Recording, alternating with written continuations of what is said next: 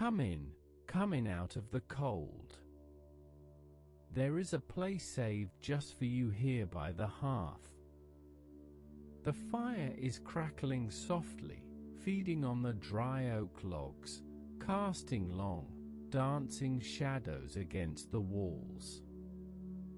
It is a good night for a story, don't you think? The wind is whispering against the window panes, but inside, you are safe. You are warm. Let your shoulders drop. Unclench your jaw. Let the heavy weight of the day's demand slide off you like a heavy coat falling to the floor. We have nowhere else to be. The clock on the mantel ticks slowly, measuring out moments of peace. We are going to take a journey tonight, you and I. We are not going to a fantasy land or a place of magic, but to a real place and a real time in our history. It is a story of sand and stone, of ancient promises and modern fears. It is a story about how the world can change in the blink of an eye, or in 6 short days. But before the days of thunder, there were years of silence and years of waiting. To understand the storm, we must first stand in the heavy, suffocating stillness that came before it. Breathe deeply now. In and out. Feel the rhythm of your own breathing slowing down to match the quiet of the night. Imagine that the room around you is dissolving. The walls are turning to golden dust, and the ceiling opens up to a vast, deep blue sky. You are no longer here. You are drifting high above the earth, looking down at a bridge between continents. You are hovering over the Middle East. It is the spring of 1967. From your vantage point high in the air, the land looks like a tapestry woven by history. You see the deep shimmer of the Mediterranean Sea stretching out to the west, its waves curling endlessly against the shore, a vibrant turquoise fading into a midnight blue. To the east, you see the golden browns, ochres, and reds of the desert stretching toward the horizon, vast and unforgiving. Between the sea and the sand lies a narrow strip of land, a corridor of life that has been walked by prophets and armies for thousands of years. It is a land of olive trees with twisted, ancient trunks, of orange groves heavy with fruit, of rocky hills and deep, shadowed valleys. As you lower yourself down, you begin to feel the heat. It is not an oppressive heat yet, but the warm, dry embrace of the Levant in late May. You can smell the scent of pine needles baking in the sun on the hillsides, the sweet perfume of jasmine in the gardens, and the faint, salty tang of the sea breeze mixed with the dust of centuries. You are standing now on a ridge overlooking a landscape that feels both hauntingly beautiful and terribly tense. This is a time before smartphones, before the internet, before satellites watched every movement from space. News travels through the crackle of transistor radios, gathered around in coffee shops and living rooms, and through the black ink of morning newspapers delivered to doorsteps. The world feels larger, mysterious, and yet the spaces between enemies feel incredibly small. A tank engine roaring to life on one side of a hill can be heard by a farmer on the other side. You are standing in a region defined by lines drawn on maps, lines that are not just ink, but scars. To understand what is about to happen, you must walk these lines. Imagine you are walking along a strange, jagged boundary that runs through the heart of the land. This is the border. It is not a peaceful border like you might know between friendly nations. It is a line of rusted barbed wire, concrete dragon's teeth, minefields hidden beneath the wildflowers, and a silence that is heavy with eyes watching you.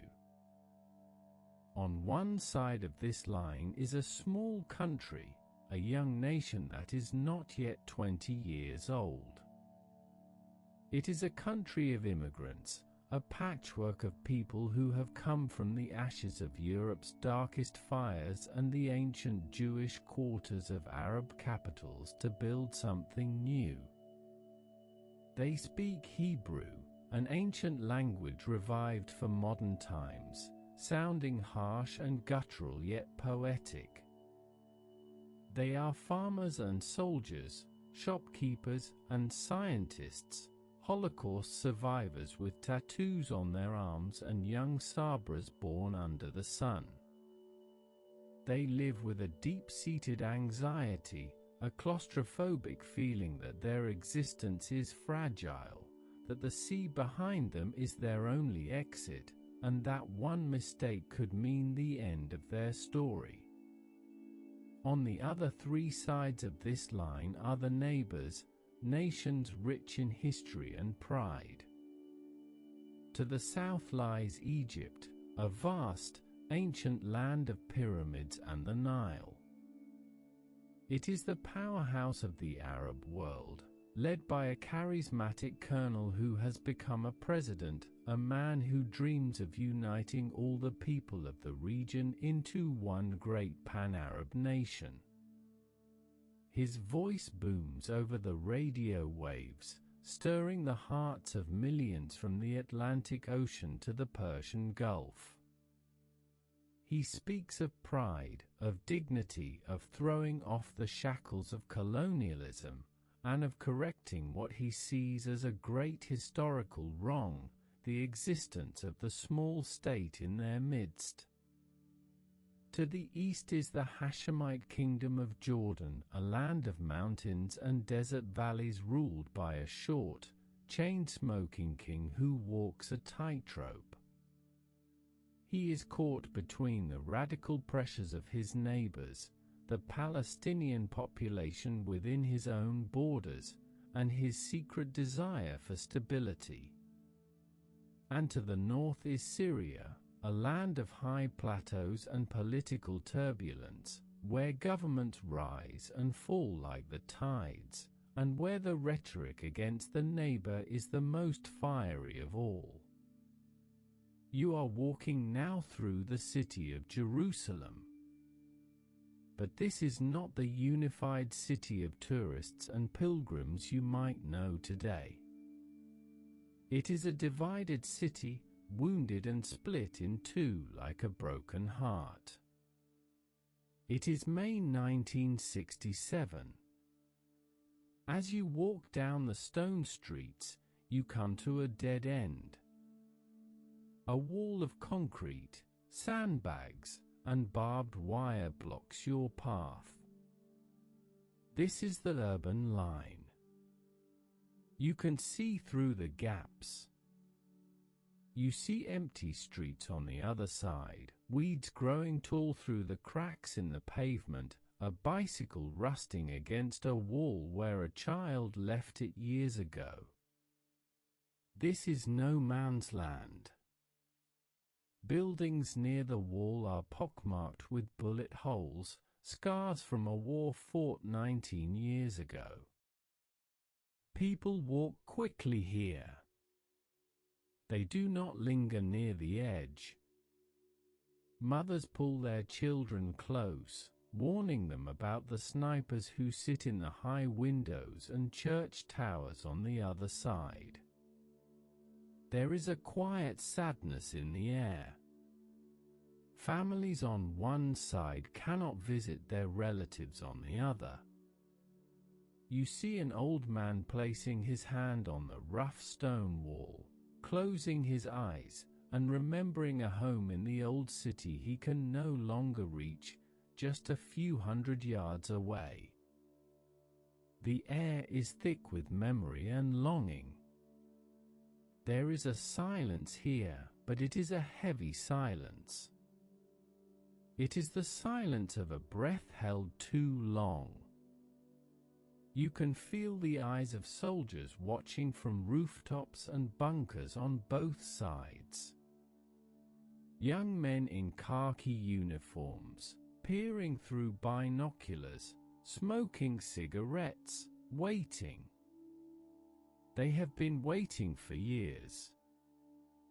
Let us leave the stifling tension of the city now and travel north.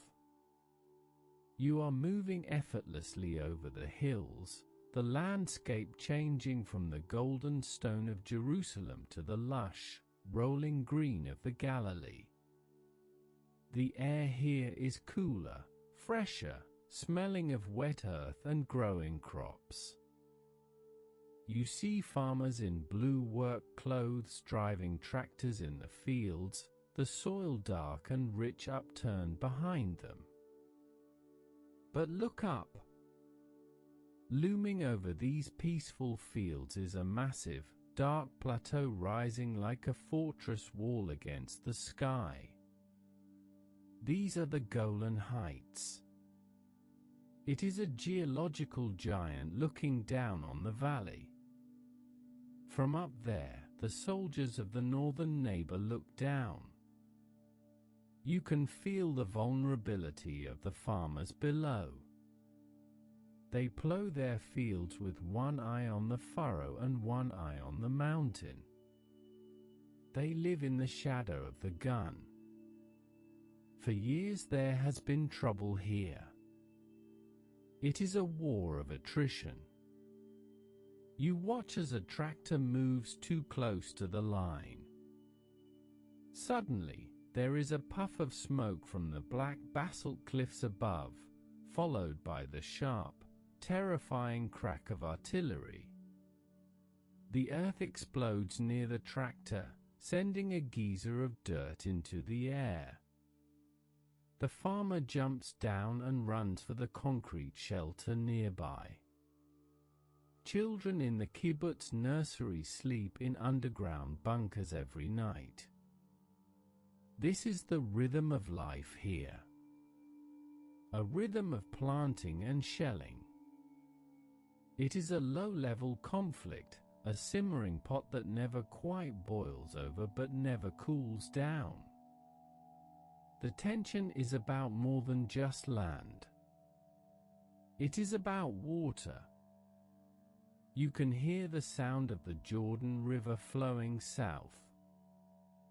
Water is life in this dry land. Without it, the orange groves wither and the dream dies. There have been plans to divert the water, to change the flow, to choke the life from the fields down below. You see engineers and bulldozers moving earth, trying to steal the river. It is a slow, quiet war over the most basic necessity of existence, a war fought with canals and pipes as much as with guns. As the sun sets over the Galilee, painting the sky in shades of bruised purple and fiery orange, you feel the unease deepening. It is the spring of 1967, and the rhetoric is getting louder. The radio broadcasts from Damascus are calling for a people's war. The temperature is rising. Turn your attention south now. We travel hundreds of miles, flying over the Negev desert, a moonscape of craters and dust, to the edge of the Red Sea. Here, the desert meets the water in a stark, breathtaking contrast. The water is a deep, impossibly clear turquoise, teeming with coral and life. This is the southern tip of the Sinai Peninsula.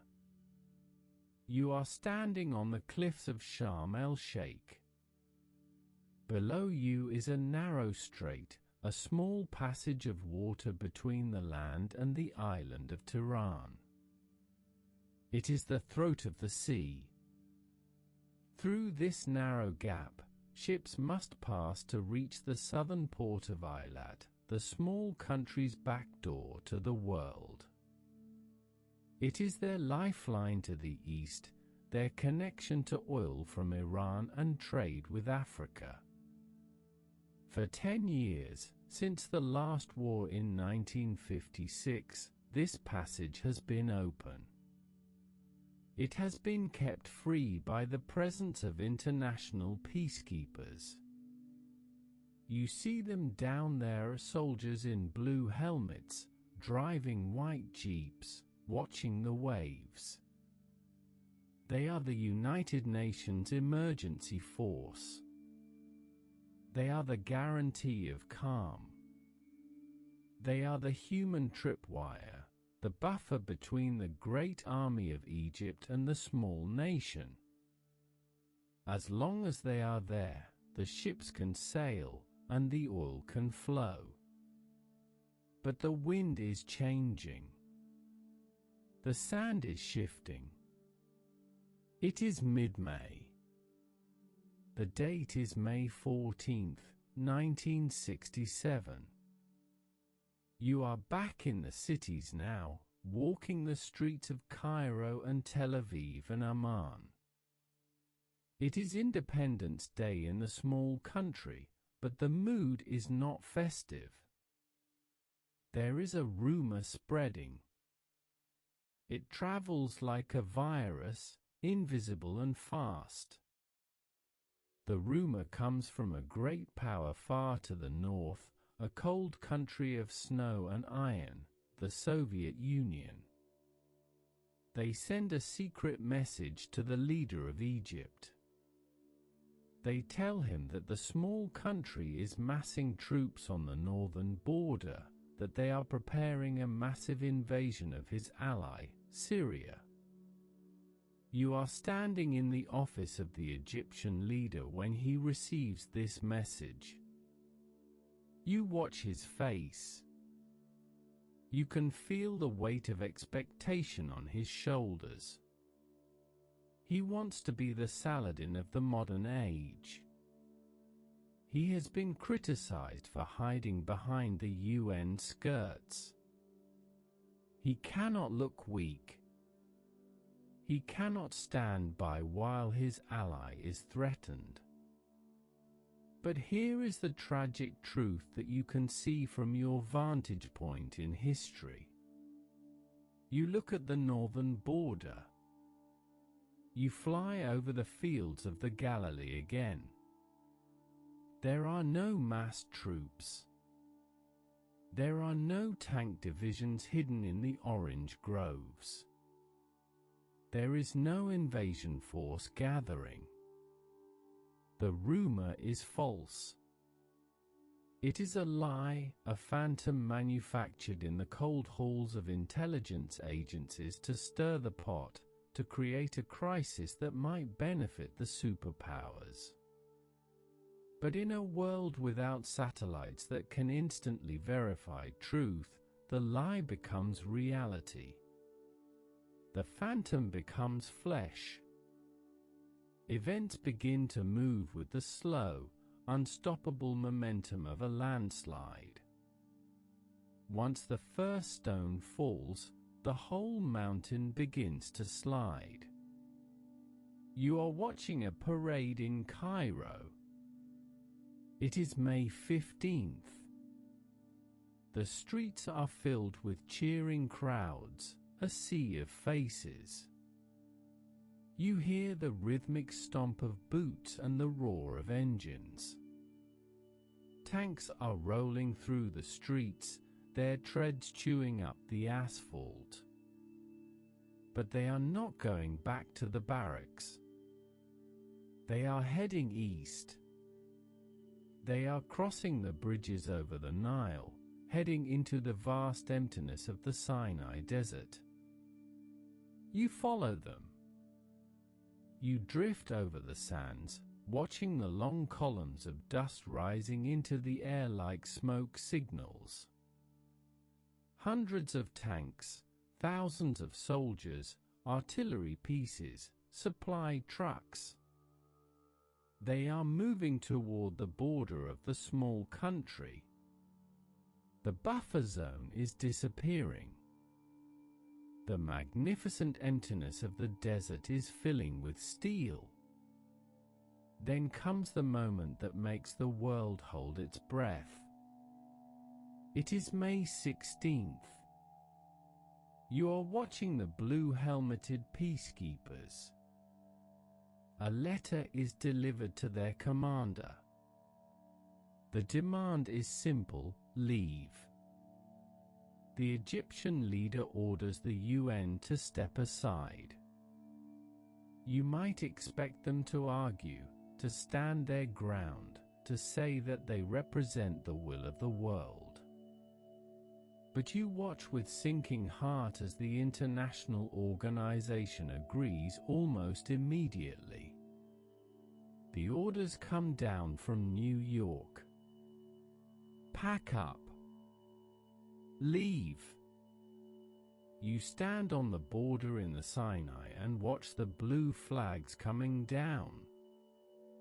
You see the white vehicles driving away, loaded with equipment.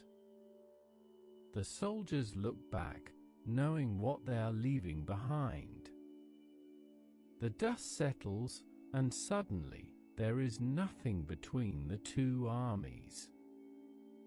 On one side, the digging in of Egyptian forces, thousands of men chanting for war. On the other, the hastily assembled reservists of the Israeli army, staring across the dunes. The shield is gone. The tripwire has been cut. The radio broadcasts become terrifying. You walk through the markets of the Arab capitals, Damascus, Baghdad, Cairo, and hear the voice of the Arabs station. The announcer's voice is hypnotic, passionate, filled with fire and poetry. It speaks of the final battle. It speaks of reclaiming the stolen land. It speaks of throwing the enemy into the sea. The crowds gather around the radios, cheering, their faces lit by hope and fury. There is a sense of euphoria, a feeling that the long humiliation is about to end, that history is finally turning in their favor. Now cross the line to the other side. Walk through the streets of Tel Aviv. The atmosphere here is entirely different. It is not euphoria. It is dread. It is a cold knot in the stomach of the nation. You look into the faces of the people on the bus, in the grocery store. Many of them are older. They have numbers tattooed on their forearms. They have survived the darkest night of humanity in Europe. Only 20 years prior. They know what it means when a dictator threatens extermination. They do not see it as political rhetoric. They take the threats on the radio literally. They hear, see, and blood, and they remember the gas chambers. You see young men dropping their school books at university and putting on uniforms. You see fathers saying goodbye to their children at the door, trying to smile, promising to be back soon. Public buses are commandeered to move troops, leaving civilians to walk. The streets become quiet. There is a feeling of claustrophobia. The map on the wall shows them surrounded by enemies who outnumber them 50-1.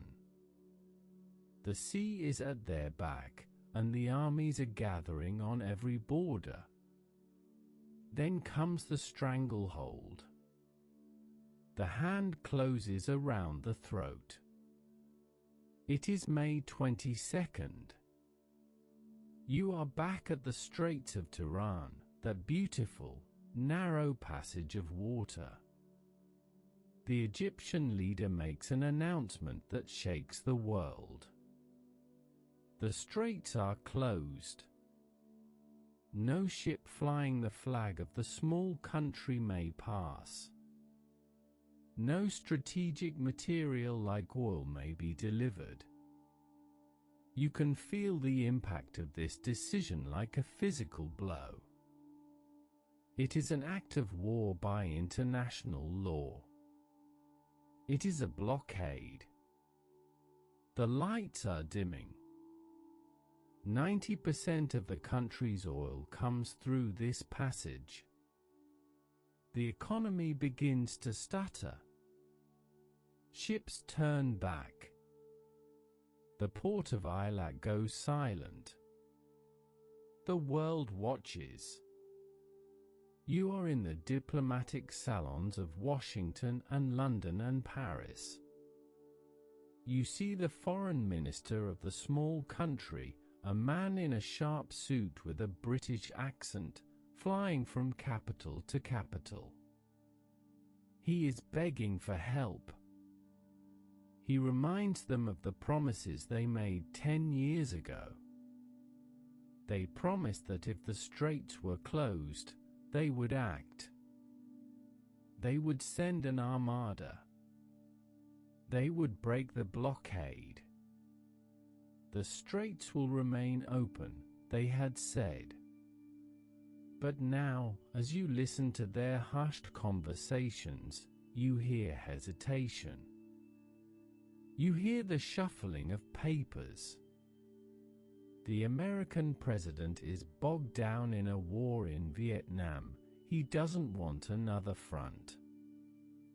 The French president, once an ally, turns his back, warning the small country not to fire the first shot.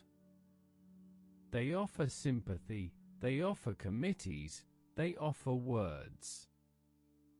But they offer no ships. The realization hits the small country like a splash of ice water. They are alone. The month of May drags on into June. It is a time known in history as the waiting Harmantina. This is the hardest part to bear. It is not the fighting that breaks the spirit, it is the anticipation of the blow. It is the waiting for the executioner. You are walking through the parks of the cities in the small country. You see something heartbreaking. You see high school students and old men digging. They are not planting flowers. They are digging trenches in the public gardens. They are filling burlap sacks with sand to stack against the windows of apartment buildings. They are preparing the earth to receive the dead. Rabbis are consecrating public parks to be used as mass cemeteries because the government estimates there could be 10,000, maybe 20,000 dead in the first days of the war. There is a dark humor in the cafes, a gallows humor. The last one to leave the airport, please turn off the lights, they joke. But underneath the joke is a deep, existential fear. This is not a war for territory. This is a war for survival. If they lose, there will be no retreat, no surrender, no second chance. Across the lines, the frenzy is building. You see the King of Jordan flying to Cairo on May 30th. He has been an enemy of the Egyptian leader for years, mocked on the radio as a puppet of the West. But the pull of the moment is too strong.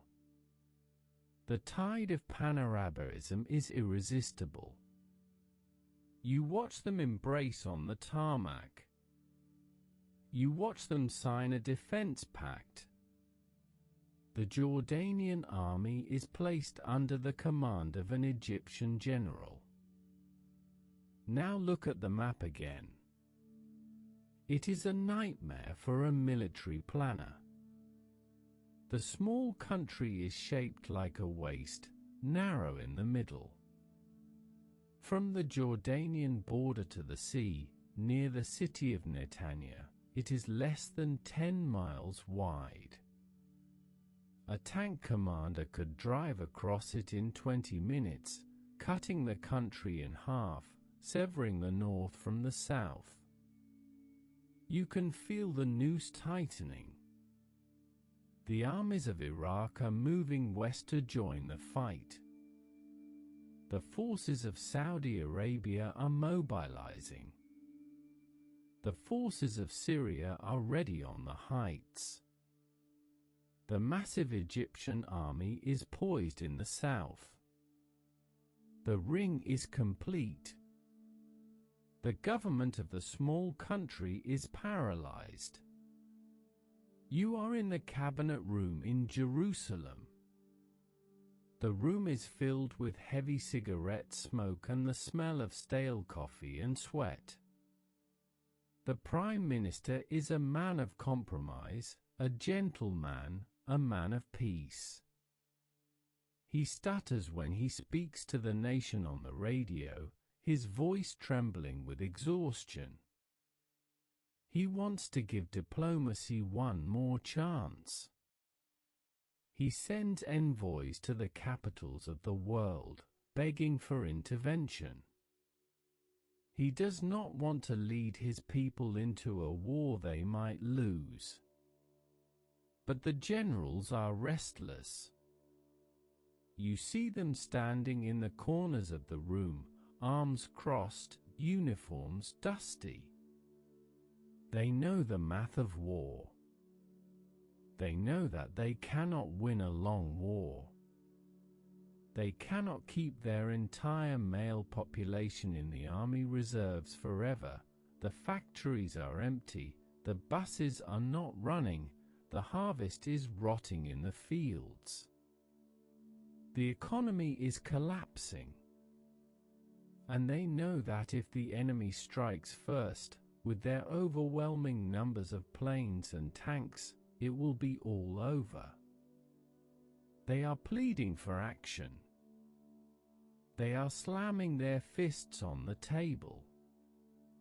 They are saying that to wait is to die. The noose is tightening, they say. If we do not cut it now, we will be strangled. But the government waits. They wait for a green light from the west that never comes. It is early June now. The heat of the summer is setting in. The metal of the tanks in the desert is hot to the touch, burning the skin.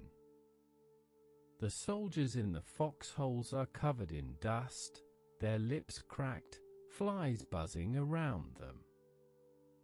They write letters home on scraps of paper, letters that they hope will not be their last.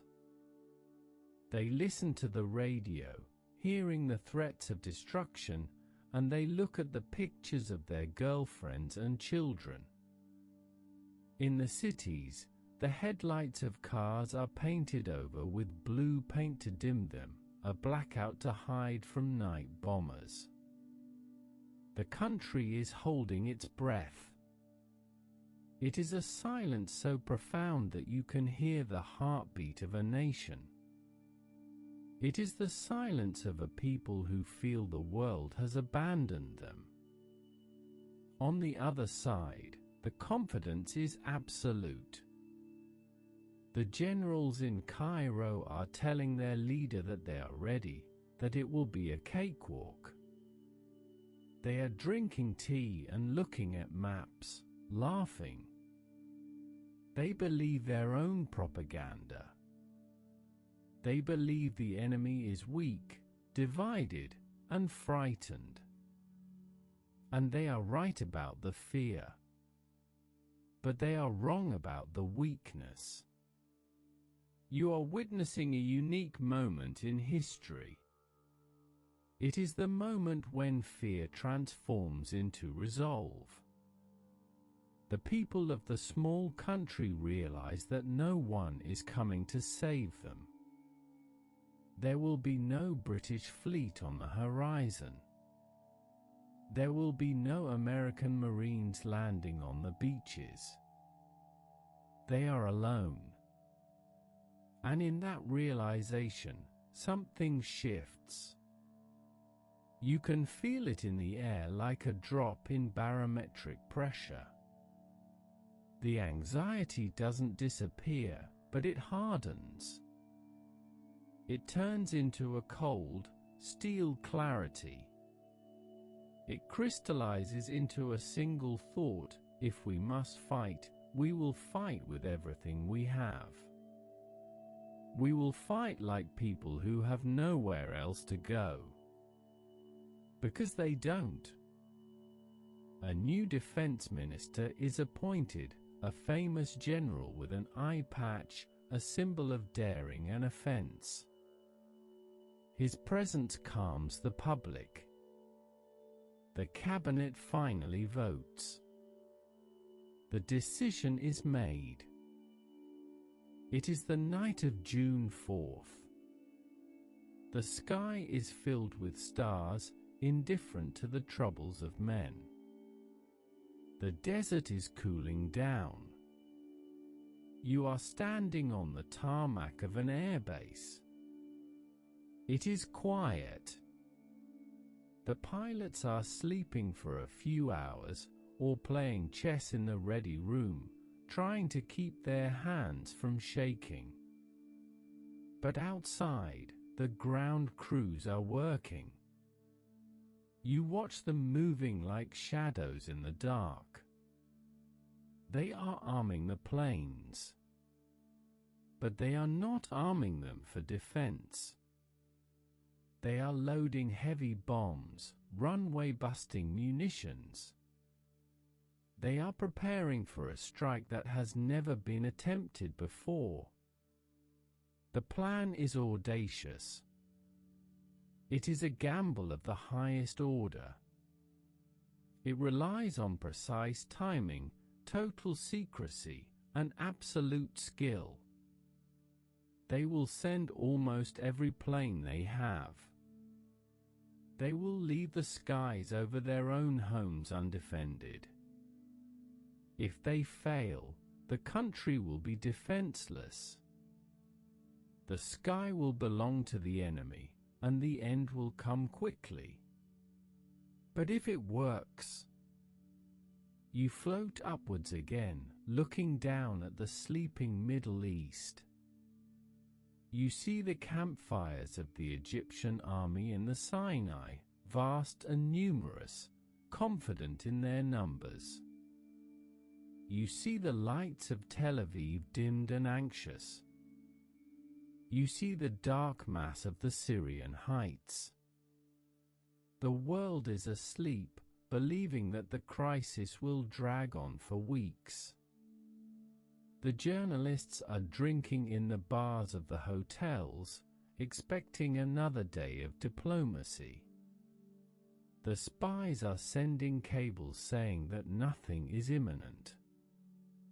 Soldiers on the Egyptian side are even told to relax, that the Israelis are standing down, that many have gone to the beaches. It is a deception. You know the truth. You can feel the vibration in the ground. The clock is ticking down. The waiting is over. The storm is about to break. Imagine the dawn is coming. The sky to the east begins to turn a pale gray, then a soft pink, then a bleeding red. The birds are starting to sing in the orange groves, unaware of the metal birds about to fly.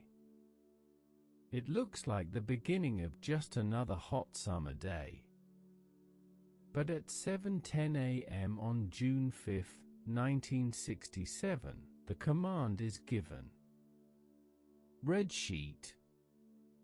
You are standing on the runway. The noise is deafening as engines ignite. One by one, the jets roar down the tarmac and lift into the air. But they do not climb high into the sun. They drop low, incredibly low. They are flying at 60 feet, hugging the waves of the sea, skimming just feet above the sand dunes to stay below the enemy radar. They turn west. They are flying into the sun. They are flying into history. Radio silence is absolute. No one speaks. There is only the sound of the wind and the focus on the target. This is where the story truly begins. But to understand the war, you had to understand the silence. You had to feel the fear and the isolation. You had to stand by the wall in Jerusalem and look at the empty streets. You had to feel the heat of the Sinai and the cold wind of the diplomatic abandonment. Now you understand why the pilot grips the stick so tightly. Now you understand why the soldier in the trench checks his rifle one last time. They are not fighting for conquest. They are fighting for the right to breathe. The planes disappear over the horizon, leaving only the sound of fading jet engines and the morning wind. The sun rises higher. The day has begun. Let us pause here for a moment. Let the image of those planes fading into the blue sky linger in your mind. The explosion is coming, but for now, hold on to the quiet of the morning. Hold on to the knowledge of what led to this moment. The years of rhetoric, the closed straits, the borders of fear, the digging of graves in the parks. The 6-day war is about to begin. But it will not be decided in 6 days. It was decided in the 10 years of waiting that you have just witnessed. It was decided in the hearts of the men and women who realized that they stood alone, and that if they wanted to live, they would have to save themselves. Rest your mind now. The stage is set. The players are in motion. The history books are open. In our next journey, we will fly with those pilots, and we will see how the map of the world was changed before most people had even finished their morning coffee. But for now, let the desert be silent again. Let the stars return to the sky. You are safe. You are watching from a distance. The past is a story, and we are merely the listeners. Breathe in the peace of the present moment while we wait for the dawn of the past. The sand is cool beneath your feet. The wind whispers through the ancient stones. Sleep now if you wish, or stay with me as we prepare to watch the sky catch fire. The story has only just begun. Shift in your chair. Get comfortable again.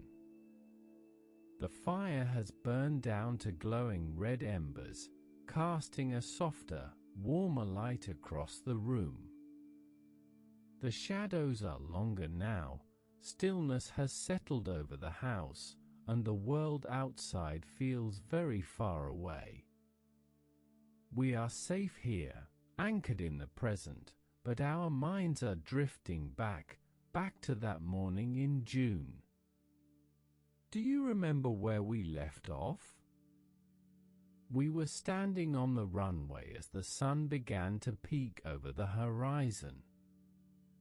We watched the silver jets lift off, one by one, their engines screaming against the silence of the dawn.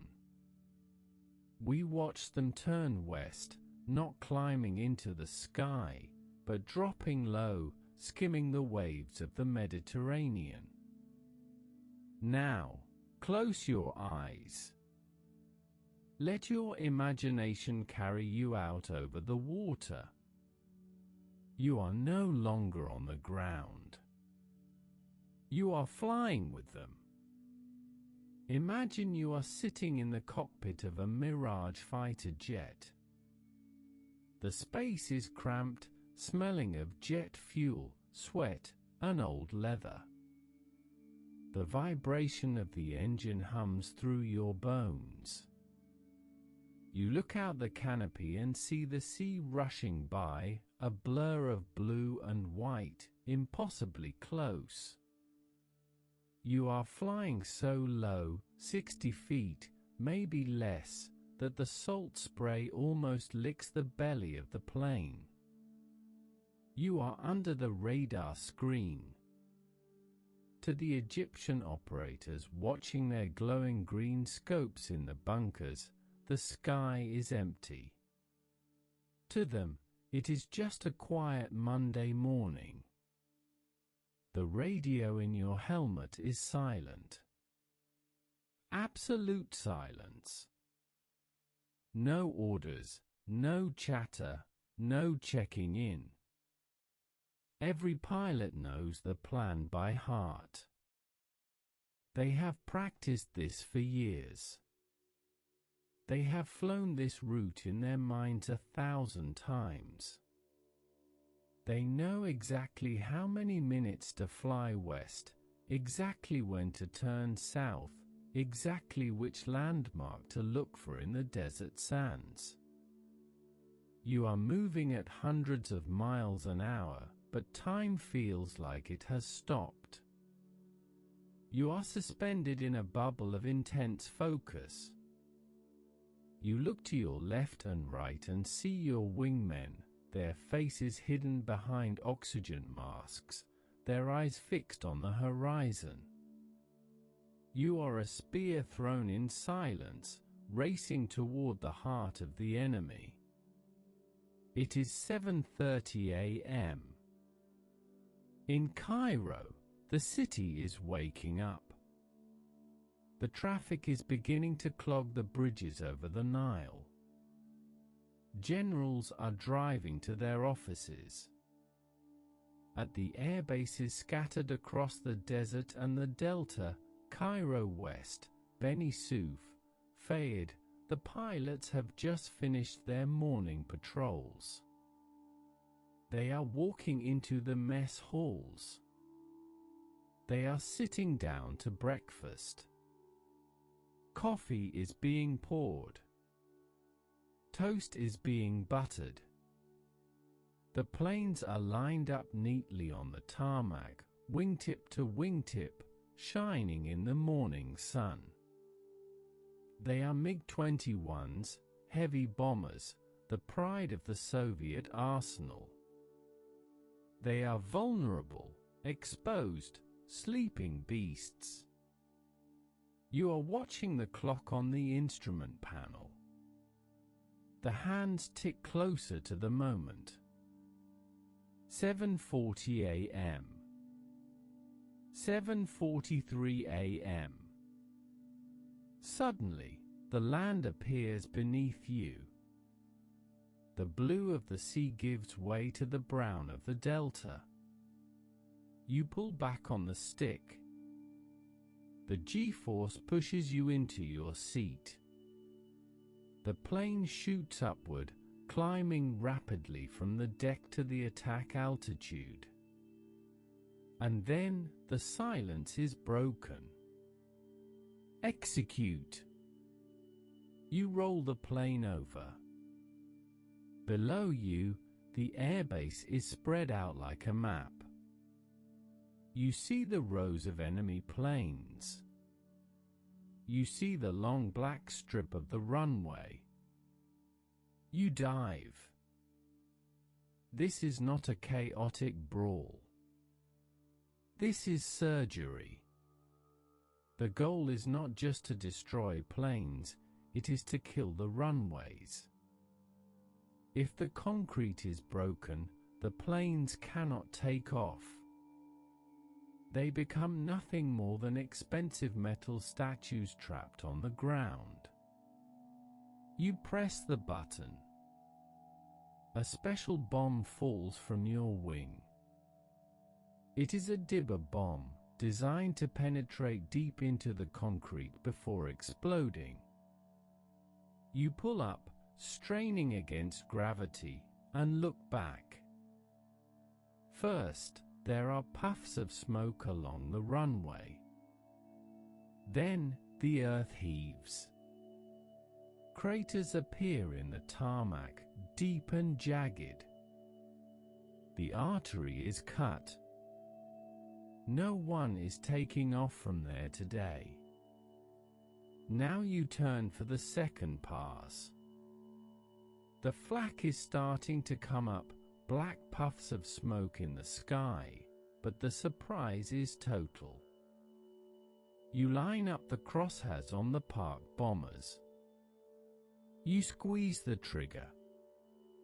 The cannons roar, shaking the airframe. You watch the bullets stitch a line across the enemy aircraft.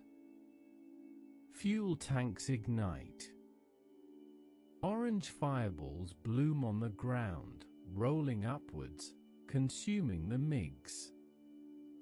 It is happening everywhere at once. You drift your consciousness high above the Nile Delta, looking down at the entire map.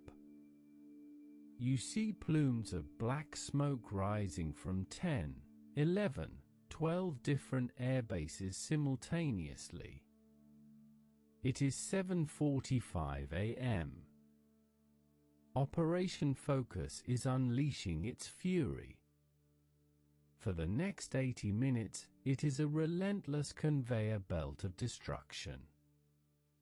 The Israeli jets strike, turn back, land, refuel in 7 minutes, an impossibly short time, and take off again. To the Egyptians, it feels like the enemy has 1,000 planes.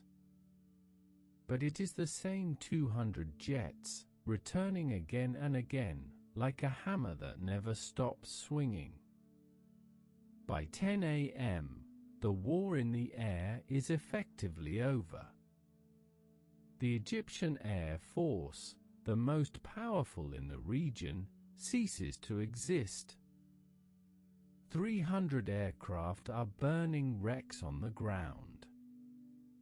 The skies of the Middle East are open. But here is the strangest part of the story. You are now standing in a bunker in Tel Aviv, listening to the radio. You tune it to Radio Cairo. You expect to hear panic. You expect to hear the truth. Instead, you hear music. You hear a voice shouting in triumph. "We have shot down 70 enemy planes," the announcer screams. "We are marching to Tel Aviv. The enemy is falling like leaves. It is the fog of war, thick and blinding. The Egyptian commanders on the ground are too afraid to tell their leader the truth. The leader tells the radio station to broadcast victory. And the world believes it. In the markets of Jordan, in the cafes of the West Bank, people are cheering. They are dancing in the streets. They believe Egypt is winning. They believe the moment of liberation has arrived. And this lie, this tragic, boastful lie, is about to drag another nation into the fire. Move your spirit east now. We are crossing the Jordan River. We are going up into the hills of Arman. You are standing in the palace of King Hussein. He is a small man with a deep voice and sad eyes. He is wearing a military uniform. He is listening to the reports from Cairo. The Egyptian general, the one who was placed in command of his army just days ago, tells him that the Israeli Air Force is destroyed. He tells him that Egyptian planes are over Israel. He tells him to join the fight. The king is torn. He has received a message from the Israelis, passed through the United Nations. It is a quiet, desperate plea: we will not attack you if you do not attack us. Stay out of this. You can feel the tension in the room. The king looks at his generals. He looks out the window at the crowds cheering in the streets, chanting for war. If he stays out, they might overthrow him. He is riding a tiger. He picks up the phone. He gives the order. Open fire. It is late morning now, close to noon. You are standing on the walls of the old city of Jerusalem. The sun is high and hot. The stones are bright. Across the valley, you see the buildings of West Jerusalem, the Jewish side of the city. It has been a quiet morning there. People are in shelters, yes, but the war has been far away in the south. Then, the ground shakes. The Jordanian artillery begins to pound the city. You watch as shells scream over the walls and slam into the neighborhoods of the new city. Plumes of grey dust and smoke rise from apartment buildings. You hear the wail of sirens rising and falling, a mournful song that fills the valley. You see a high school near the border. The students are in the basement. The teachers are trying to sing songs to keep them calm, but the explosions are getting closer. The war has come to Jerusalem. The Israeli government is surprised. They did not want this front to open. They have sent most of their tanks to the south, to the desert. They have very little here to defend the city. You see the confusion in the command center. Are they just shelling, or are they invading? Do we shoot back? For hours, they hold their fire. They still hope the king will stop. But the shelling continues. It spreads. It hits the Knesset building. It hits the hospital. And then, the Jordanian army moves. You are watching from the Mount of Olives. You see Jordanian troops moving into the government house, a UN compound on a hill that overlooks the whole city. It is a strategic prize. If they hold that hill, they can control the city. The hesitation in Israel ends. The order is given. Push them back. You watch as a brigade of paratroopers is hurriedly diverted.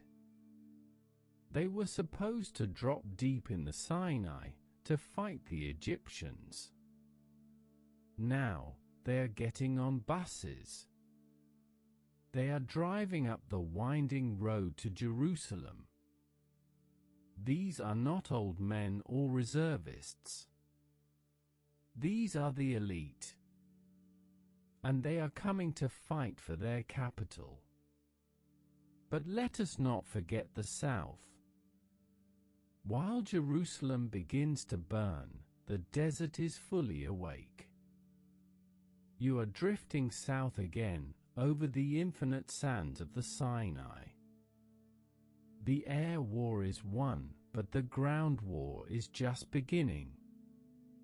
You see 3 columns of Israeli tanks moving across the border like 3 steel fingers reaching into the sand. You are riding on the hull of a Centurion tank. The metal is scorching hot. The dust is everywhere, a fine, choking powder that coats your eyelashes and fills your teeth.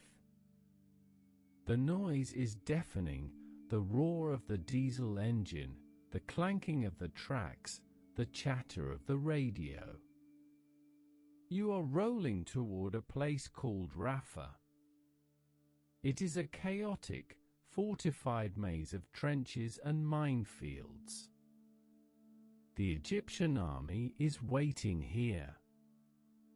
They have dug in deep. You watch the battle unfold not as a movie, but as a confusion of dust and fear. Tanks firing at muzzle flashes in the dunes. Men running through barbed wire. The sheer physical exhaustion of war. You see the Israeli commander, General Tal, leading from the front. He is a man of steel discipline. He pushes his tanks forward, never stopping, never letting the momentum die. Move! Move, he yells over the radio. He knows that speed is life. If they stop, they die. As the sun begins to lower in the sky, turning the smoke-filled horizon into a bloody red, the breakthrough happens. The front line of the Egyptian defense cracks. The tanks push through. They are behind the enemy lines now, racing deep into the desert. But the cost is high. You see burning tanks on both sides. You see the medics working frantically in the sand. You see the faces of young men, Egyptian and Israeli, who will never go home. The desert does not care. It drinks the blood and remains silent. Night is falling on the first day. Return with me now to the quiet of our room. Let the roar of the tanks fade. Let the scream of the jets die down. The fire in our hearth is glowing softly. It is the evening of June 5th, 1967.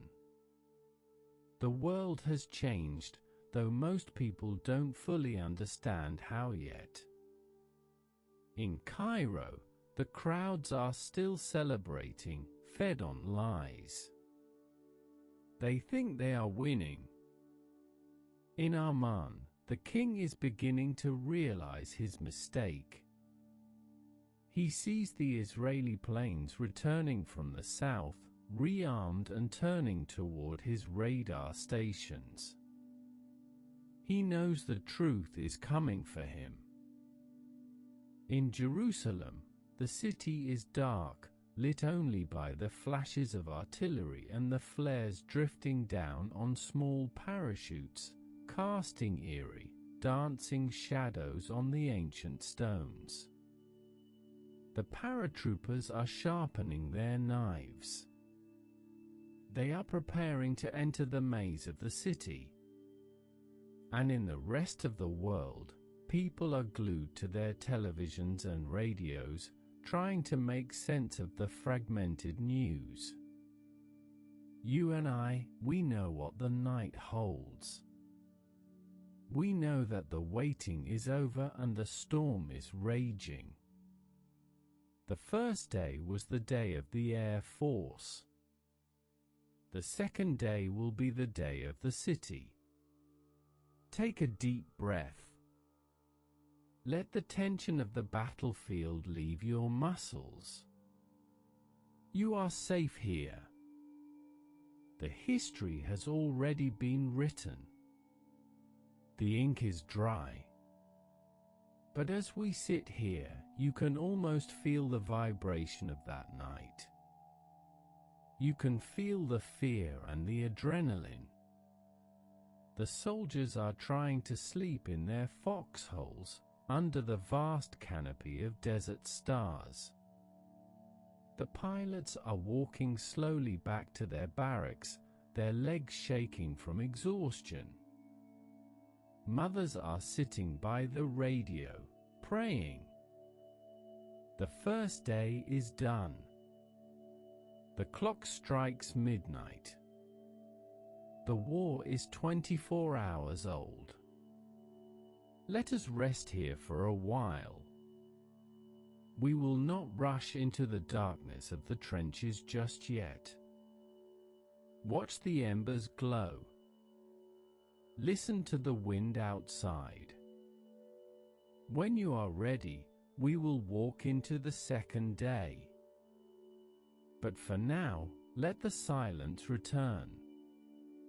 The story will wait for us. Stir the logs gently. Watch the sparks rise up into the chimney, fleeting little stars that burn bright and vanish in an instant. That is how history often feels, isn't it? Bright, intense moments that disappear into the dark, leaving only ash and memory behind. But tonight, we are blowing on the embers. We are keeping the memory warm. We are entering the second chapter of our journey now. We have seen the sun rise on the first day, and we have seen the Air Force sweep the skies clean. But wars are not won by machines alone. They are decided on the ground, in the mud and the stone, by men who are tired and afraid, yet moving forward. Close your eyes again. Let the silence of the room deepen. It is the middle of the night. June 5th is turning into June 6th. You are standing on a winding road leading up through the hills toward Jerusalem. The air is cool here, much cooler than the desert. It smells of pine trees and diesel exhaust. You see a convoy of buses struggling up the steep incline. These are not military trucks. They are public city buses, commandeered from the streets of Tel Aviv. Inside, they are packed with men wearing red berets and spotted camouflage uniforms. These are the paratroopers. They were supposed to be dropping out of the sky over the Sinai desert tonight, fighting the Egyptians. but history has pulled them here instead. The plan has changed. Jerusalem is calling. Sit next to a young soldier on the bus. He is checking his equipment. He has a map on his knees, but it is a tourist map. They were not prepared for this battle. They don't have detailed military charts of the city streets.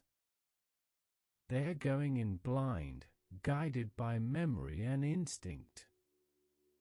They are singing songs quietly to keep their spirits up, songs about the city they are approaching. Jerusalem of gold, they sing. The bus stops. The doors hiss open. They are in the city now, in the Jewish neighborhoods of West Jerusalem. The streets are pitch black. The street lights are out. The only light comes from the flashes of artillery shells bursting nearby and the pale, ghostly light of flares drifting down from the sky. You can feel the tension in the air. It is thick, electric. These men know that urban warfare is the hardest kind of fighting. It is not about vast maneuvers in the desert. It is about every house, every window, every alleyway. Their commander is a man named Motager. You see him standing by a jeep, looking at the map. He is shouting orders into a radio. His voice is gravelly and urgent. He knows that time is the enemy. The United Nations is already talking about a ceasefire. If they stop now, the city will remain divided. If they stop now, the enclave on Mount Scopus, a small island of Israeli territory surrounded by Jordanian troops, will be overrun. He points to a hill on the map. It is called Givat Hartamoshet. Ammunition Hill. Walk with me now to the edge of this hill. It is dark, but as your eyes adjust, you see the outline of trenches dug deep into the earth. This is not just a hill, it is a fortress. The Jordanians have spent 19 years building this. It is a maze of concrete bunkers, barbed wire, and stone walls. And inside are the Jordanian legionnaires. We must pause to honor them too. They are not nameless enemies. They are professional soldiers, trained by the British. They are tough, disciplined, and brave. They are dug in, and they are waiting. The battle begins at 2 a.m. You are watching from a rooftop nearby. The silence of the night is shattered. It is not a continuous roar, but a chaotic symphony of shouts, explosions, and the rattling of machine guns. The paratroopers charge. They cut the wire. They jump into the trenches. Imagine you are down there with them.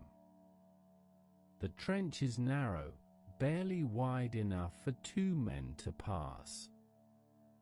It is dark.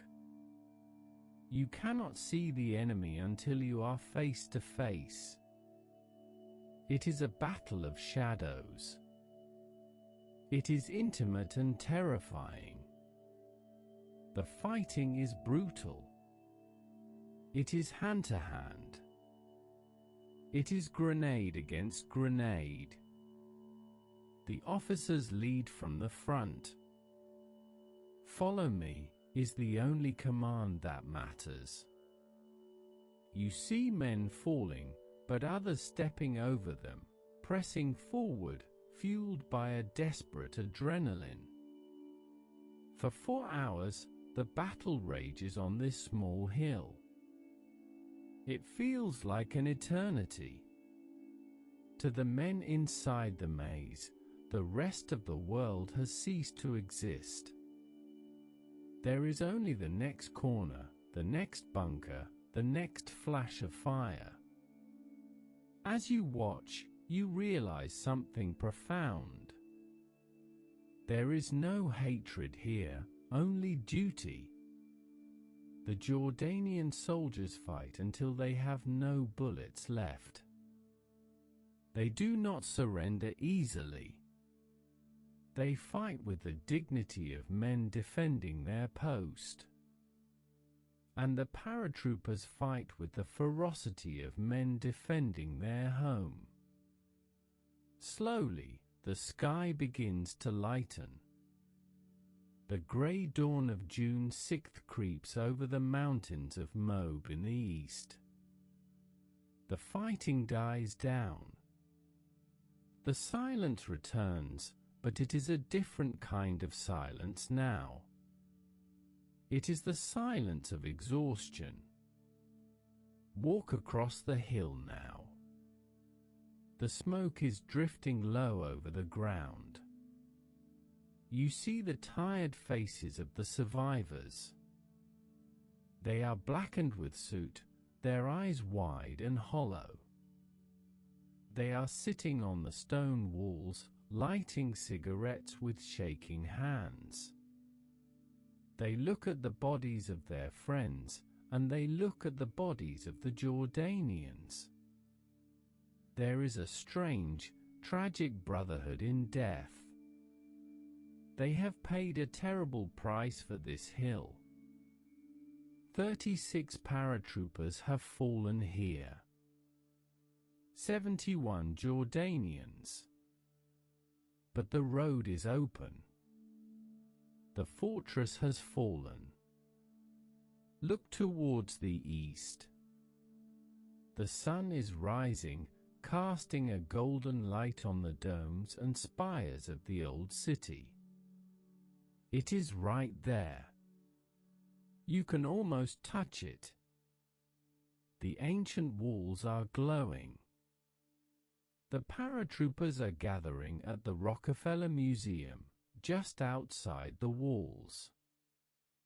They look up at the old city. They can see the Dome of the Rock. They can see the rooftops of the Jewish quarter. They want to keep going. They want to burst through the gates. But the order comes, wait. You can feel their frustration. The government is still debating. Is the world ready for Israel to take the old city? Will the superpowers intervene? The soldiers sit against the stone walls of the museum, cleaning their weapons, eating dry rations, and waiting. They are so close to the dream of 2,000 years, yet they are held back by the invisible threads of politics. Let us leave Jerusalem for a moment, while the soldiers wait. Let us expand our view again. Drift northwards. Fly over the rolling hills of Samaria, the West Bank. While the paratroopers were fighting in the trenches, another battle was unfolding here in the dark. You see heavy tanks moving through the olive groves. These are the armored brigades, climbing the steep, narrow roads towards the cities of Jenin and Nablus. This is tank country, but not like the desert. Here, the hills are steep and the valleys are deep. You can hide a tank behind a stone terrace. You can ambush a convoy around a sharp bend. You watch a column of Israeli tanks moving up a valley. Suddenly, the hillsides erupt. Jordanian pattern tanks are waiting in ambush. It is a duel of steel monsters. You see the flashes of the cannons lighting up the night. You hear the screech of metal on metal. The Jordanian tank crews fight skillfully. They know this terrain. They use the high ground. But the Israeli column does not stop. They use the same tactic as in the desert, momentum. They drive through the fire. They take losses, but they keep moving. They are racing against time, trying to reach the high ground before the sun is fully up. By the time the morning of June 6 arrives, the map is changing rapidly. The Jordanian army is being pushed back, not because they lack courage, but because they have lost the sky. You see the Israeli jets returning. Now that the enemy air forces are gone, they can focus on the ground. They swoop down on the supply lines. They strike the reinforcement columns. The king of Jordan sits in his palace in Amman. He is watching his kingdom fracture.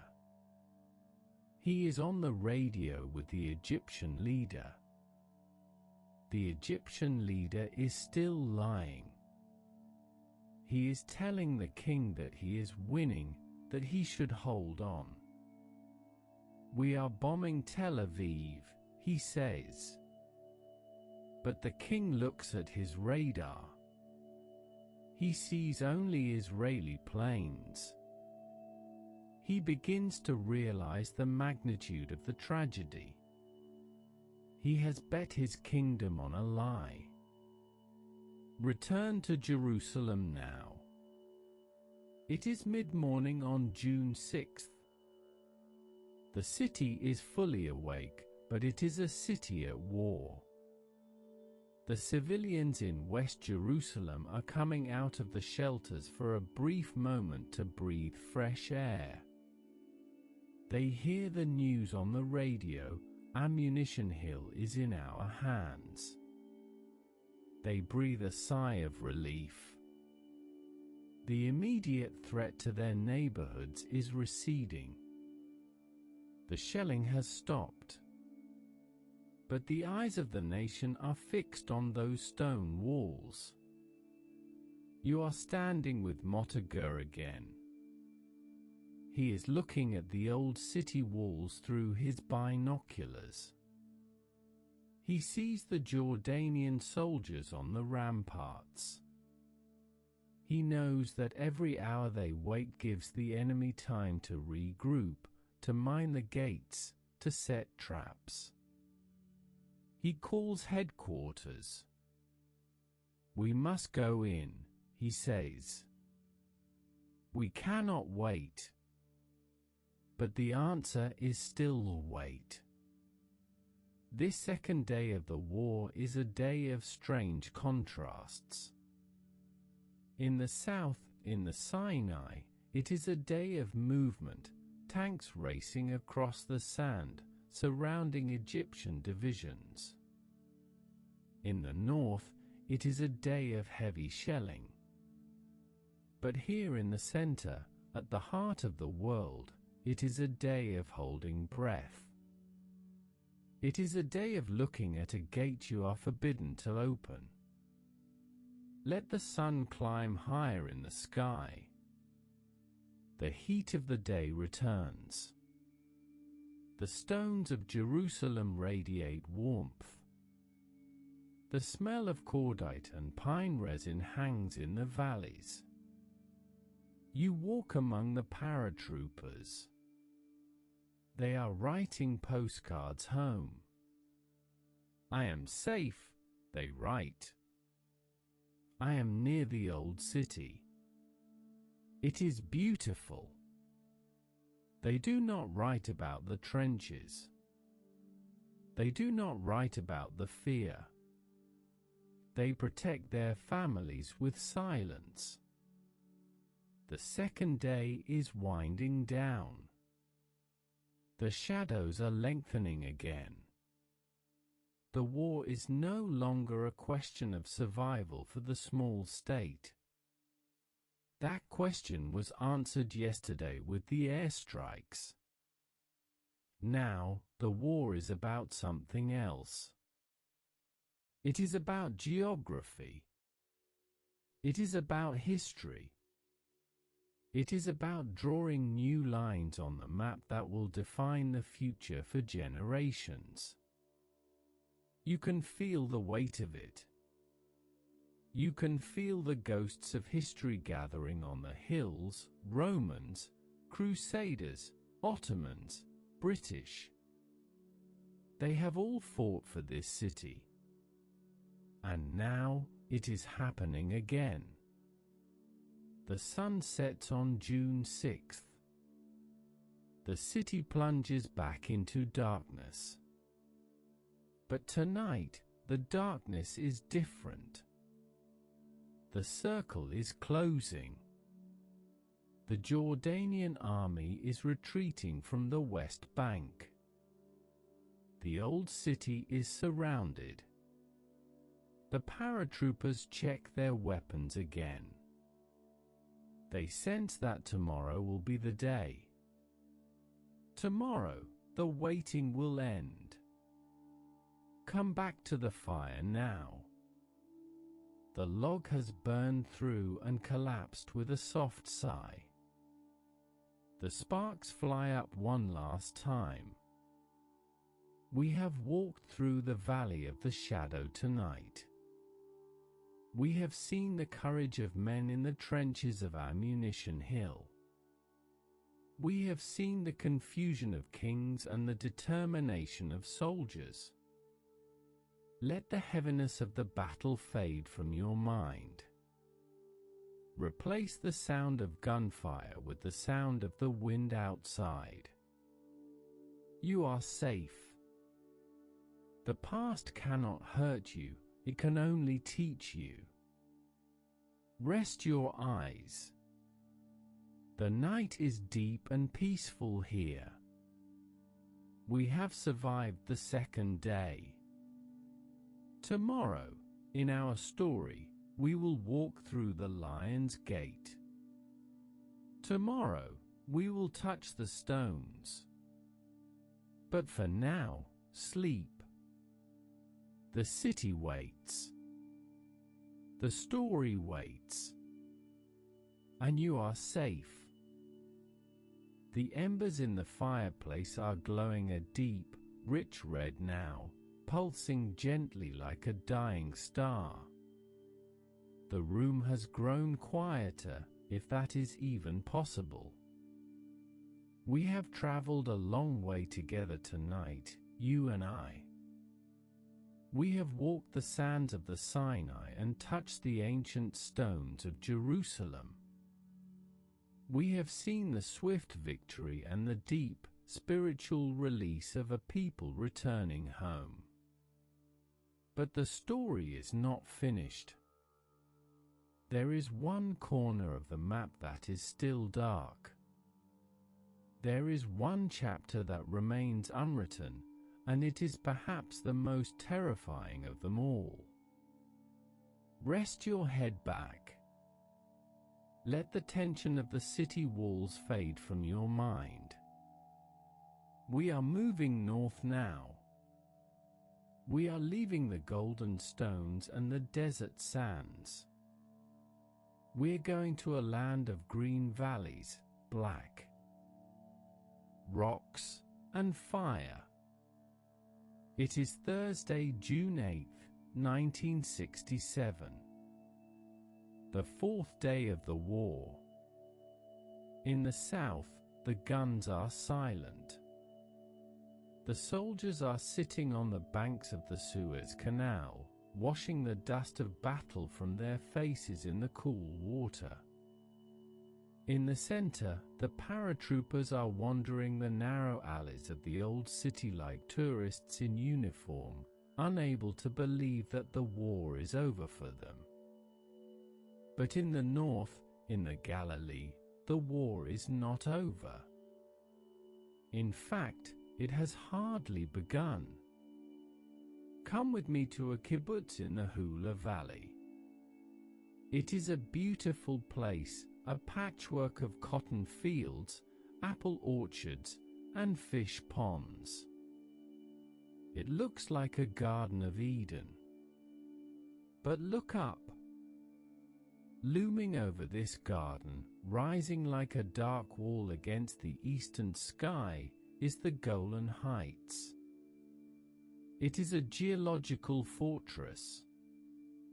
A plateau of black volcanic basalt that rises 3,000 feet straight up from the valley floor. It is steep, jagged, and forbidding. And for the last 19 years, it has been turned into one of the most fortified military lines in the world. You are standing in the apple orchard of the kibbutz. The air smells of sweet fruit and burning grass. Suddenly, the ground shakes. Boom! A geyser of earth erupts near the chicken coop.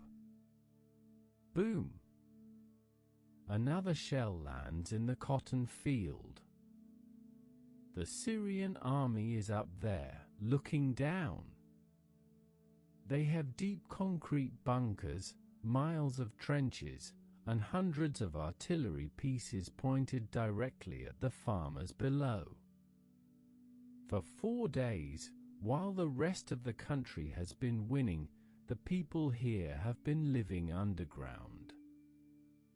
You walk down into one of the shelters. The air is stale and hot.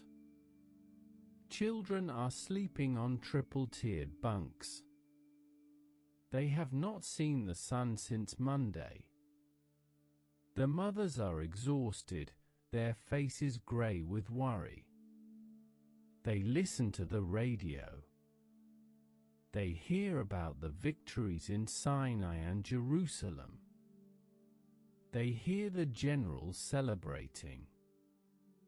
And they feel forgotten. Why? They ask.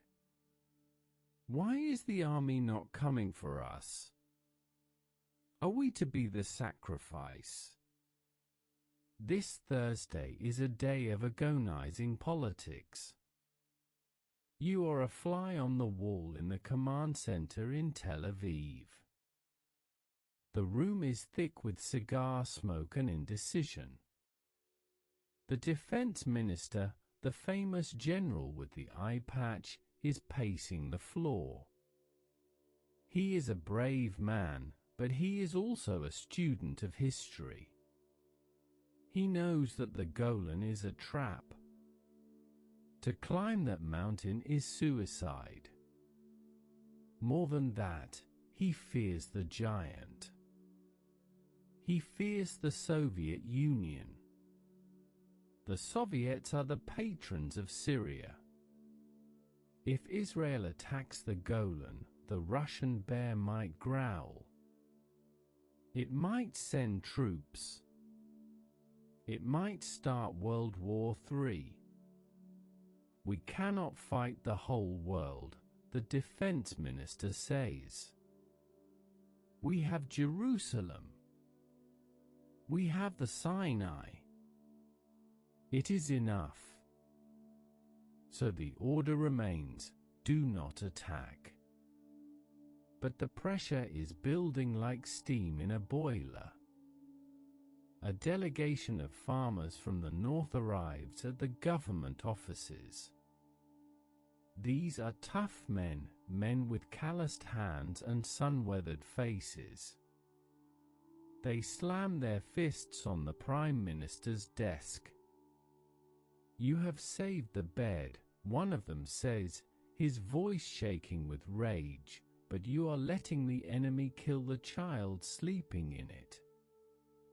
If you do not take that mountain, we will abandon our homes. We will not live like ducks in a shooting gallery anymore." The words hang in the air. The government is torn. The army is ready, engines idling, but the political will is paralyzed. Night falls on Thursday. The shelling continues. The sky over the Galilee is lit up by the flashes of guns from the dark heights above. It looks like a thunderstorm that never ends. Then comes the moment of the turn. It is the early morning of Friday, June 9th. The fifth day. The sun is rising over the Golan, casting a long, dark shadow over the valley. The defense minister wakes up from a fitful sleep. He has a change of heart. Perhaps it is the pleas of the farmers. Perhaps it is the intelligence that the Syrian army is demoralized. Perhaps it is just instinct. He picks up the phone. He does not call the Prime Minister. He calls the Northern Commander directly. "Dado," he says. "Are you there?" "I am here," the commander replies. "Go," the defense minister says. "Attack." The order electrifies the north. You are standing in an assembly area in an olive grove. The soldiers have been waiting for days, watching the mountain, hating it, fearing it, wanting to conquer it. Suddenly, the engines roar to life. A cheer goes up, a raw, guttural sound. They are going. But look at what they are facing. You are sitting on the hull of a Sherman tank. It is an old tank, a veteran of World War II, upgraded with a bigger gun. You are looking at the slope. It is not a road. It is a goat path. It is steep, covered in boulders, and lined with minefields. The attack begins at 11:30 a.m. The sun is high and blazing hot. The first thing you hear is the sound of the Air Force. The jets return. They dive on the Syrian bunkers, dropping napalm and iron bombs. The plateau erupts in smoke. Then the artillery opens up, a rolling barrage that shakes the teeth in your head. And then, the bulldozers move. This is the untold story of the Golan. The heroes are not just the tank commanders, but the men driving the unarmored bulldozers. They go first. Their job is to clear the rocks, to push aside the mines, to carve a path for the tanks where no path exists. You watch a bulldozer driver.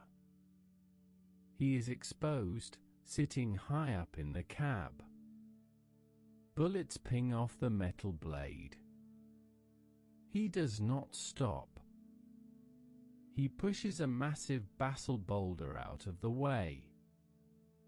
He is paving the road to victory with sheer courage. The column moves up. It is a single file line. If the first tank is hit, the whole column is stuck.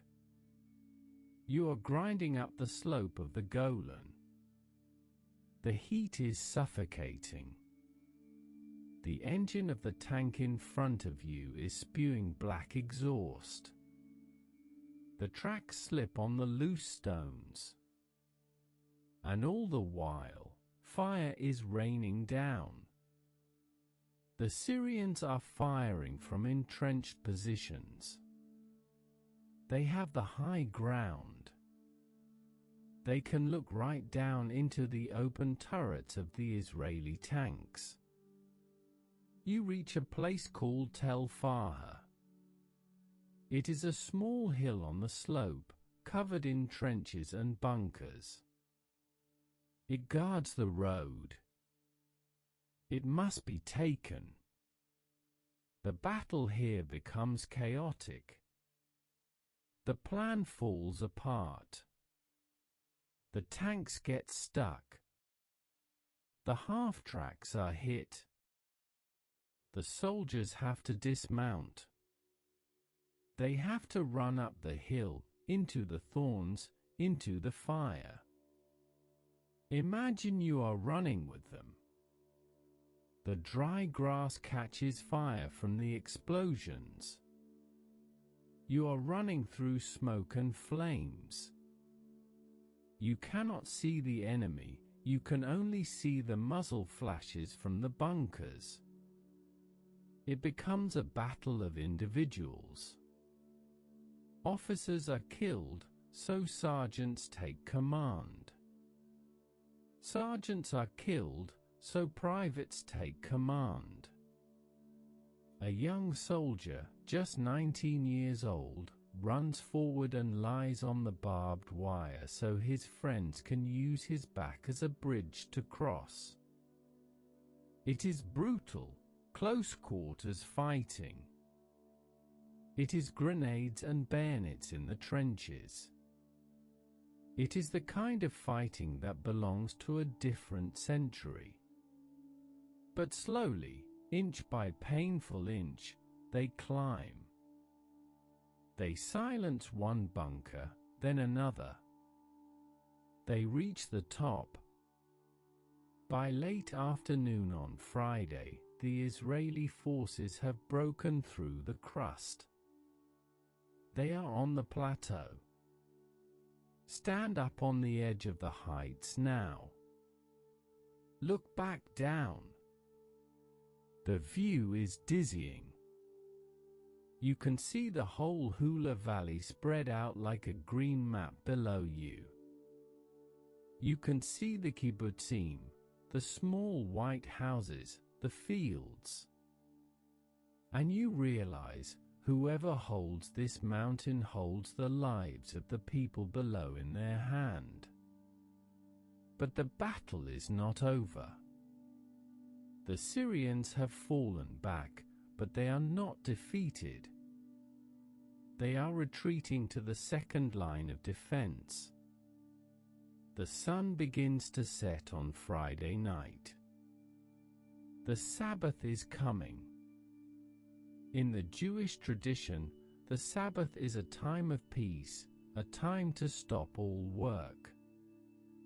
But there is no peace here.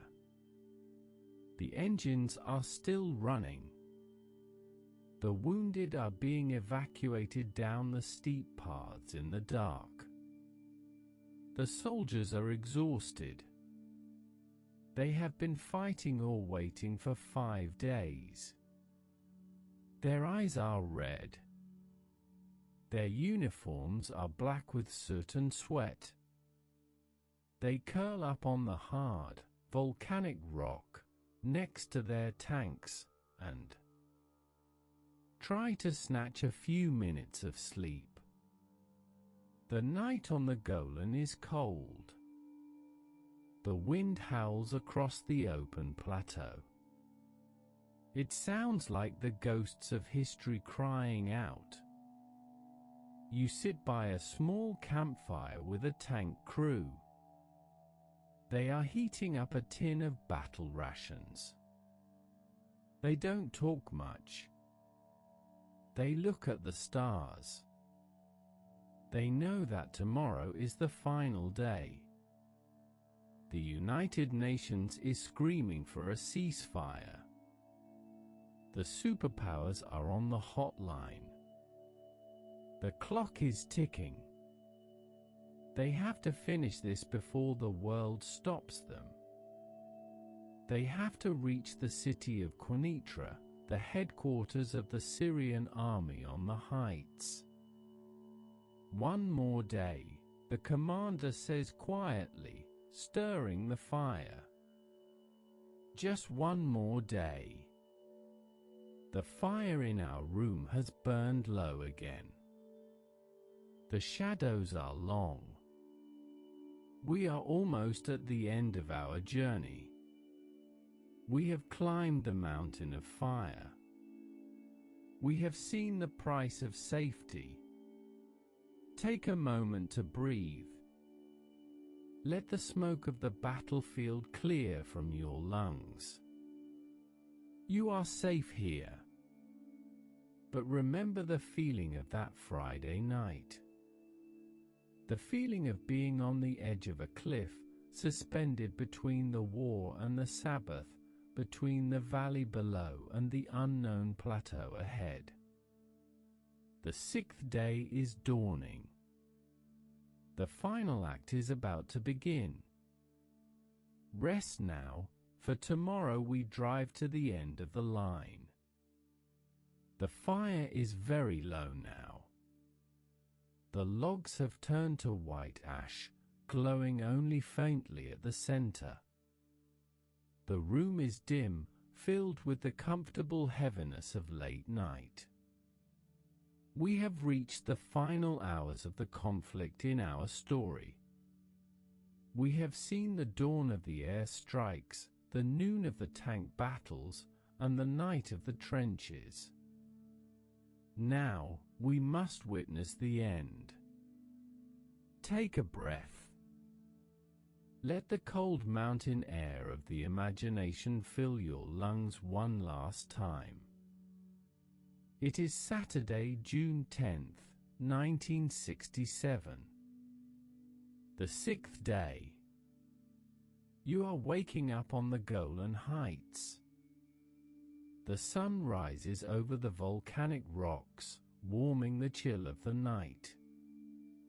The soldiers around you are stiff, their eyes red-rimmed with exhaustion.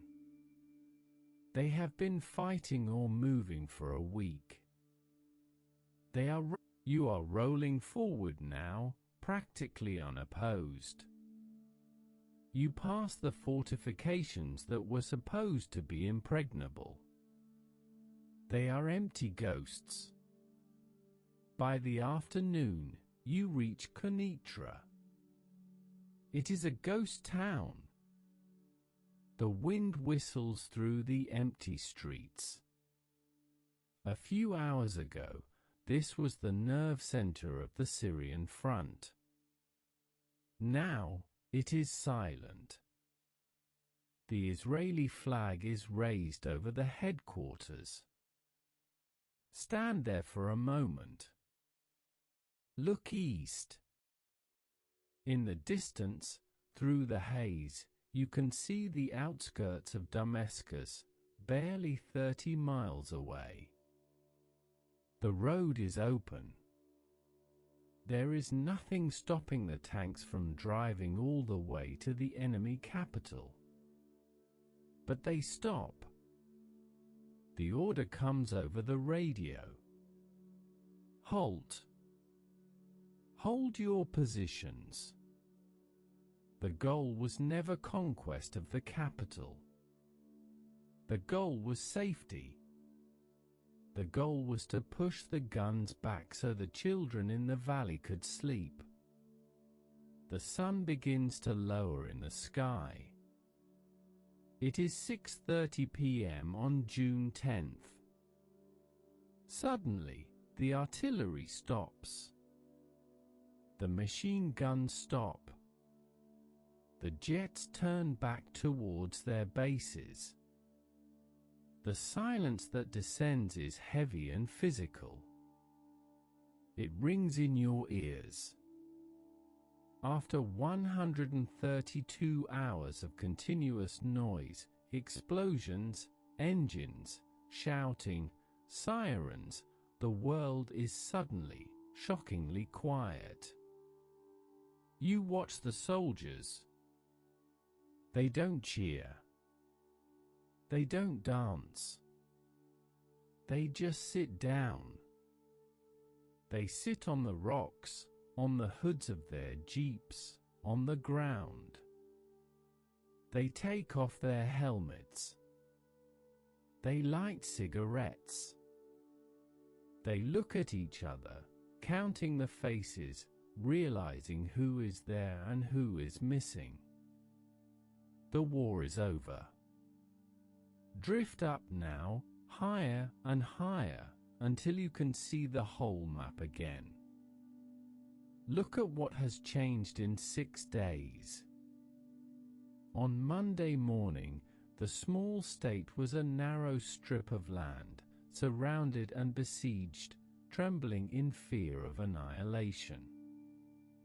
Now, on Saturday night, the map has grown 3 times in size. To the south, the flag flies over the Suez Canal and the Straits of Tiran are open. The shipping lanes are free. To the east, the Jordan River is the new border. The old city of Jerusalem is reunited. To the north, the Golan Heights are silent. The shelling has stopped forever. It is a military victory unlike anything the modern world has ever seen. It will be studied in war colleges for 100 years. Generals will marvel at the air strikes and the tank maneuvers. But look closer. Look at the faces of the people. In the streets of Tel Aviv and Jerusalem, the euphoria is breaking out. People are blowing shofars, dancing with Torah scrolls, crying with relief. The fear of a second Holocaust has vanished, replaced by a sense of miraculous deliverance. They feel invincible. They feel that maybe, finally, they are safe. But look at the other side, too. Look at the refugees streaming across the Jordan River, carrying their mattresses on their backs, fleeing the West Bank. Look at the humiliation in Cairo and Damascus. The leaders who promised to throw the enemy into the sea are now broken men. The radio stations that promised glory are playing samba music. A deep wound has been opened in the psyche of the region. The Naksa, the setback, has begun. The humiliation will breed a new kind of anger, a slow-burning fire that will fuel conflicts for decades to come. But tonight, on June 10th, 1967, the future is still hidden. Tonight, there is only the exhaustion of the victors and the despair of the vanquished. Come back to the room. The fire is out. The embers are dark. The story of the 6 days is done. We have walked through the fire. We have seen how quickly the world can turn upside down. We have seen how fear can turn into fury, and how a cornered nation can strike with the strength of a lion. Sit quietly for a moment. Let the history settle. The guns are silent, but the echoes of those shots are still ringing today. The lines drawn in those 6 days are the lines we still argue over, the lines that still bleed. But for tonight, let us leave the politics aside. Let us remember the human beings, the pilot in the cockpit, the farmer in the shelter, the soldier on the wall, the refugee on the road. They were all caught in the storm. You can close your eyes now. The night is peaceful here. The borders of our world are safe. Sleep well. And remember, history is not just a list of dates. It is the story of us. It is the story of what happens when the waiting ends and the dawn breaks. Good night.